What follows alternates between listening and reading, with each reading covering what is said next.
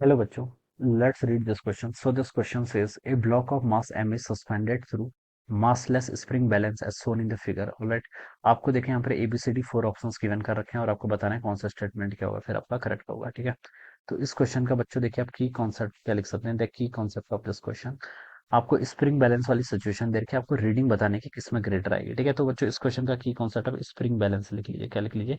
Spring balance लिख लीजिए। या फिर हम देखिए यहाँ पर देखिए हमें बेसिकली क्या फाइंड आउट करना है, मासलेस बोल रखा है ना इसने स्प्रिंग बैलेंस का। ठीक है, एक ब्लॉक मास एम ही अटैच्ड है। ठीक है, तो हमें रीडिंग बतानी। चलिए देखिए कैसे कैलकुलेट करेंगे।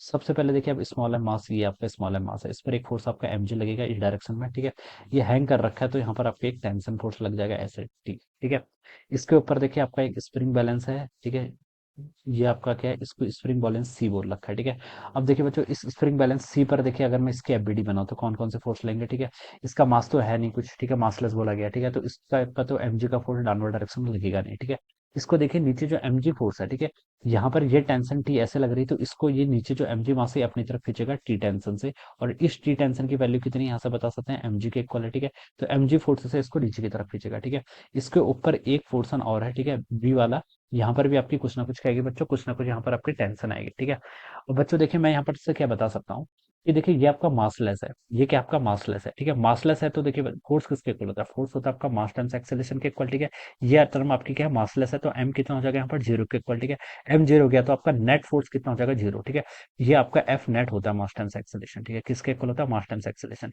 ये आपका मासलेस है तो बता सकता हूँ कि टोटल फोर्स एफ कितना हो जाएगा, जीरो।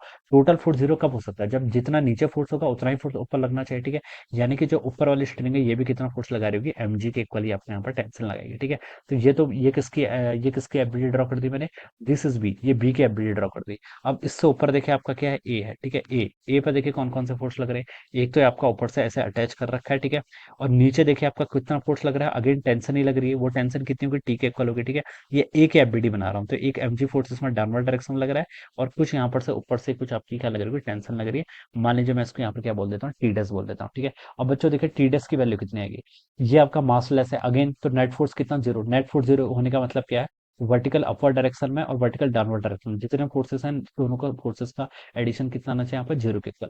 तो यहाँ से बता सकता हूँ जो टी डैश की वैल्यू होगी वो किसके इक्वल होगी, एमजी के इक्वल होगी। तभी ये कंडीशन क्या होगी आपकी, सेटिस्फाई होगी। ठीक है, तो बच्चों यहाँ पर मुझे बताना था कि यहाँ पर क्या बताना था मुझे, यहाँ पर इनकी यहाँ पर रीडिंग्स बतानी थी। तो देखिए बच्चों टेंशन यहाँ पर ये तीनों ही आपकी स्प्रिंग क्या है आपकी, सॉरी जो आपके मास स्प्रिंग बैलेंस है ये आपका मासलेस है। ठीक है, तीनों ही मासलेस है तो बता सकता हूँ जो रीडिंग होगी तीनों की वो क्या आ जाएगी आपके यहाँ से सेम आ जाएगी। ठीक है, ऐसे हम बता सकते हैं राइट। तो readings of A B C तीनों की क्या आनी चाहिए, इक्वल आनी चाहिए। मासलेस है तो ये कंडीशन आपकी अप्लाई हो जाएगी। ठीक है, तो ए बी सी तीनों की रीडिंग सेम के लिए देखिए डी ऑप्शन गिवन कर रखा है, the readings of A B and C are same. ठीक है, ऐसे हम यहाँ पर से बता सकते हैं। अगर इनका कुछ ना कुछ मासेस होता तब आपकी सिनेरियो डिफरेंट हो जाता, फिर हम बता सकते हैं कि ए की रीडिंग आपकी सबसे हाईएस्ट होगी, फिर बी की होगी, फिर सी की होगी, ऐसे कैलकुलेट करते हैं। ठीक है, लेकिन मासलेस है तो हम बता सकते हैं कि तीनों की रीडिंग्स क्या होंगी, सेम होगी। तो डी ऑप्शन क्या होगा इसका राइट आंसर होगा। Okay, so I hope you all understood this concept. All the best and thank you so much.